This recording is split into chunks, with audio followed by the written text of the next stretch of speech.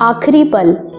2 दिन पहले उनकी शादी की 8वीं सालगिरह थी, लेकिन अमित भूल गया और ऊपर से घर भी लेट आया।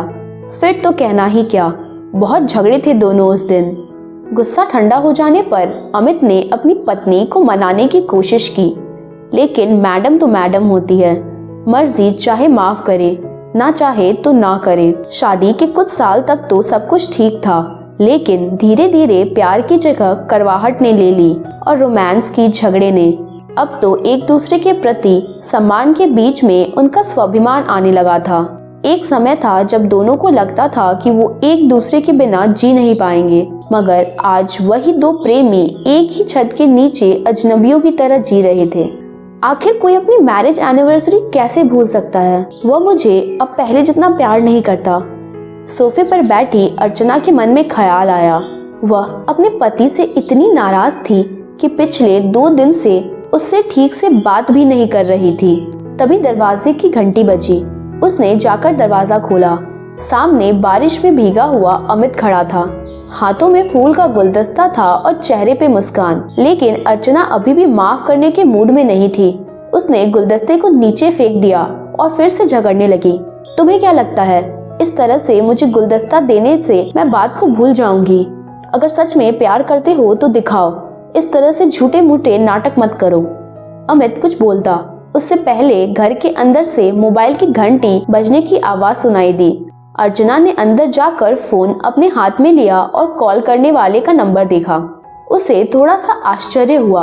वह कॉल अमित ने ही की थी, लेकिन जब उसने फोन उठाया तो दूसरी तरफ किसी अनजान मर्द की आवाज सुनाई दी। हेलो, मैं कानपुर पुलिस स्टेशन से सब इंस्पेक्टर विक्रम सिंह बात कर रहा हूँ। क्या यह अमित शर्मा के घर का नंबर है? अर्चना ने कहा, जी हाँ, क्या कोई प्रॉब्लम है? इंस्पेक्टर ने कहा, मुझे खेद है, लेकिन एक दुर्घटना हुई है जिसमें एक आदमी की मृत्यु हो गई है। हमें उसकी जेब से एक वॉलेट और एक मोबाइल फोन मिला, जिसमें आपका नंबर होम के नाम से सेव किया गया है। हमें उसके शरीर की पहचान करने के लिए किसी की आवश्यकता है। क्या आप अभी सिविल हॉस्पिटल आ सकती हैं? अर्चना का दिल बैठ गया। वो अचंभित थी। उसने कहा, लेकिन मेरे पति तो यहाँ घर पर मेरे साथ। इंस्पेक्टर ने कहा, क्षमा करें महोदया, लेकिन यह घटना 2 घंटे पहले ही हुई, जब वह रेलवे स्टेशन से बाहर निकल रहे थे। अर्चना अपना होश खोने लगी थी। यह कैसे हो सकता है? उसने पहले किसी से सुना था कि कभी कभी आत्माएं इस दुनिया को छोड़ने से पहले अपने परिजनों से मिलने आती है। अपनी आंखों में आंसू के साथ वो भागते हुई हॉल में पहुंची। अमित वहां नहीं था। पुलिस वाला सही कह रहा था। अब उसे पछतावा हो रहा था। अमित मरने के बाद भी आखिरी बार उसे मनाने आया था, लेकिन उसने गुस्से में आकर उसके साथ घटिया किस्म का बर्ताव किया। कितनी झल्ली हूँ मैं। वह रोते हुई फर्श पर बैठ गई। उसने अपना मौका खो दिया था, हमेशा के लिए। उसे पुराने दिनों की घटनाएं याद आने लगी। वो शादी से पहले की रोमांटिक लव स्टोरी और अमित का थिएटर के अंदर सबके सामने शादी के लिए प्रपोज करना, आधी रात उसके लिए अपने हाथों से मैगी बनाना और अपनी बेसुरी आवाज में अरिजीत सिंह के गाने गाना। मानो सब कुछ उसकी आंखों के सामने ही हो रहा था। अर्चना ने अपनी आंखें बंद कर ली और भगवान से प्रार्थना करने लगी, हे भगवान, बस एक बार मिला दो मुझे उससे, ताकि उसे बता सकूं कि मैं उससे कितना प्यार करती हूँ। तभी अर्चना को बाथरूम में से आहट सुनाई दी। दरवाजा खुला। अमित बाहर आया और बोला, स्वीट हार्ट, मैं तुम्हें बताना भूल गया कि आज शाम को ट्रेन से आते वक्त मेरा वॉलेट और मोबाइल चोरी हो गया था। अर्चना दौड़ती हुई अमित के पास गई और उसे गले से लगा लिया।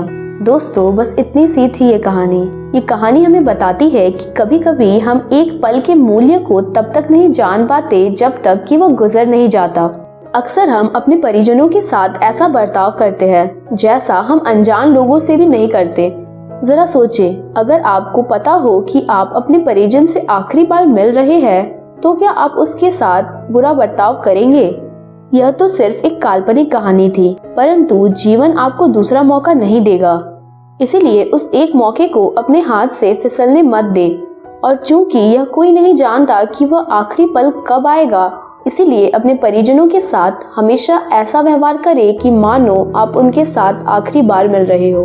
उम्मीद करती हूँ कि आपको ये कहानी पसंद आई होगी। इसी तरह की और कहानियाँ सुनने के लिए चैनल को सब्सक्राइब जरूर करें। धन्यवाद।